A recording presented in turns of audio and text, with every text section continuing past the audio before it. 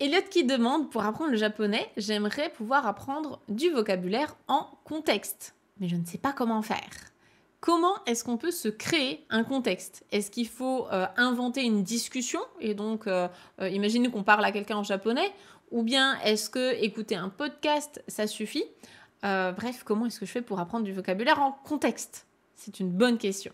On va essayer d'y répondre. Déjà, il y a plein de manières possibles et inimaginables de mettre du vocabulaire en contexte. C'est d'ailleurs quelque chose que je vous recommande, hein, que ce soit pour le vocabulaire ou bien les kanji, c'est de ne pas apprendre le mot ou le kanji tout seul, isolé, loin de tout. Donc prendre par exemple une liste de vocats et puis apprendre tel quel sans aucun contexte autour, ça pour moi ce serait une erreur parce que la langue japonaise, encore plus que plein d'autres langues, c'est une langue contextuelle. Un même mot, en fonction du contexte, ne va pas se traduire de la même manière en français. Par exemple, le petit mot chotto, qui veut dire un peu, mais dans certains contextes, il peut vouloir dire non. Donc, en fonction de tous ces contextes, on ne peut pas juste apprendre que chotto égale un peu. C'est pour ça que, par exemple, dans la formation Objectif Japon, vous avez bien sûr une fiche vocabulaire qui récapitule les mots que vous avez vus, mais c'est en complément de ce qu'on a expliqué dans les cours. On ne peut pas juste prendre la fiche toute seule ou bien le Dekanki tout seul sans avoir eu les explications du contexte. Ça ne fonctionnerait pas, sinon vous apprendriez justement des choses qui peuvent être fausses. C'est d'ailleurs une des grosses erreurs aussi que je retrouve chez les élèves qui ont fait de l'apprentissage en autodidacte pendant des années. Ils ont appris justement des fiches de vocats, des trucs, des listes à droite à gauche, et ils arrivent et ils pensent que tel mot veut dire telle chose, mais il leur manque toute une part de contexte. Et donc derrière, pour défaire ces mauvaises habitudes, c'est un peu plus compliqué. Donc c'est très bien de vouloir justement se poser la question, de se dire comment je fais pour apprendre en contexte. Maintenant, comment on fait?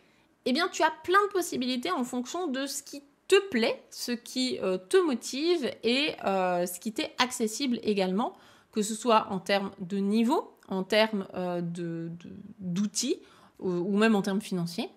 Ce que je peux vous proposer déjà de manière gratuite et hyper facile d'accès, et où il y en a à peu près pour tous les niveaux, ça va être ma nouvelle chaîne secondaire. Donc on a créé une deuxième chaîne qui s'appelle Lecture en japonais, dans laquelle vous allez retrouver des dizaines et des dizaines de vidéos dans lesquelles j'explique pas à pas des lectures de contes, des lectures de manga, des lectures de plein de choses en japonais.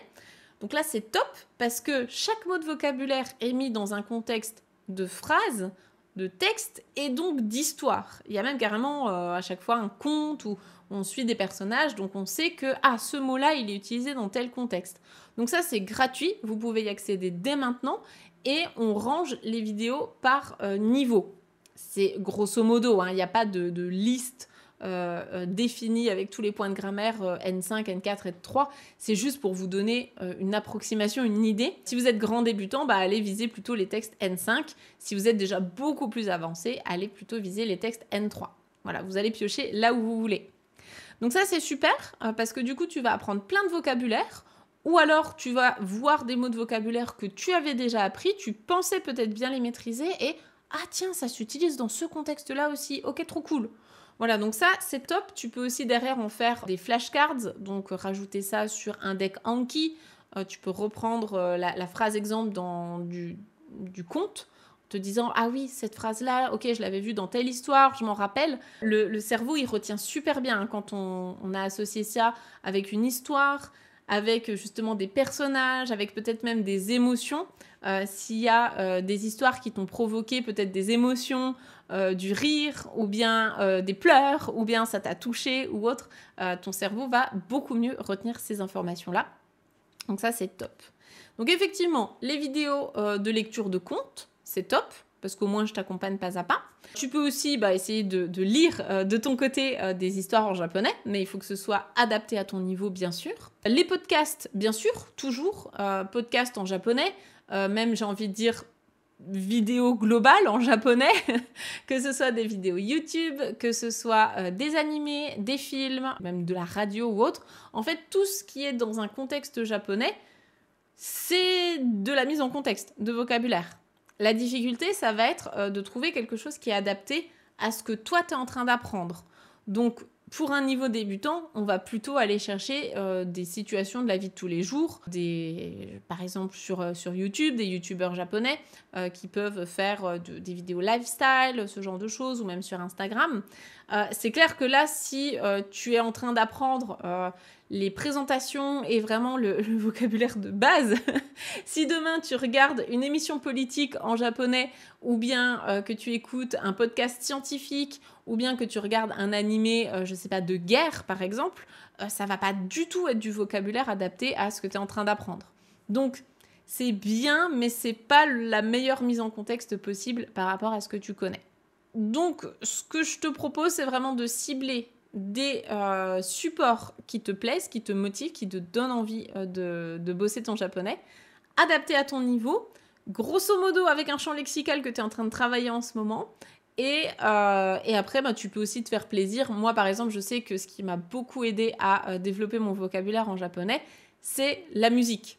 Parce que moi, c'est quelque chose qui me plaît. C'est là-dedans que j'ai évolué au début en japonais. C'est ce qui m'a donné envie d'apprendre le japonais.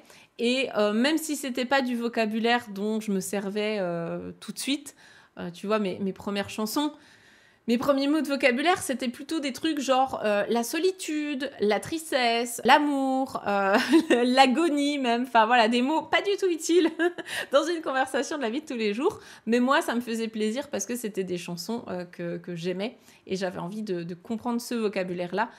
C'était ça qui m'intéressait. Donc après, chacun va aussi se spécialiser dans ce qui lui plaît dans la langue japonaise. Et puis, dernière petite astuce, ça va être aussi, je le conseille à un niveau, on va dire intermédiaire, ça va être d'aller chercher des synonymes et des mots contraires aussi au vocabulaire que vous connaissez. Donc par exemple, peut-être qu'une fois que vous avez appris à dire oki, par exemple, pour grand, peut-être que vous allez apprendre d'autres mots, comme dekai, par exemple, qui veut dire énorme, gigantesque. Ou bien peut-être que vous allez apprendre, je ne sais pas, leur contraire, chisai ou ce genre de mots. Ça peut être sympa pour connecter, en fait, dans le cerveau. Le cerveau aime bien faire des connexions. Donc développer un champ lexical et puis se dire, ok, comment je peux dire ça, ça, ça, essayer de le décrire d'autres manières différentes. C'est un bon moyen aussi d'élargir ton vocabulaire. Mais ça, dans un second temps, une fois que tu es déjà bien à l'aise avec le vocabulaire de base. Voilà, je pense que j'ai fait le tour avec, avec les conseils que je voulais te donner. Peut-être que vous en avez d'autres, auquel cas, eh bien, n'hésitez pas à les partager. C'est toujours chouette de pouvoir s'entraider. Et puis, je vous renvoie vers ma chaîne secondaire, donc lecture en japonais.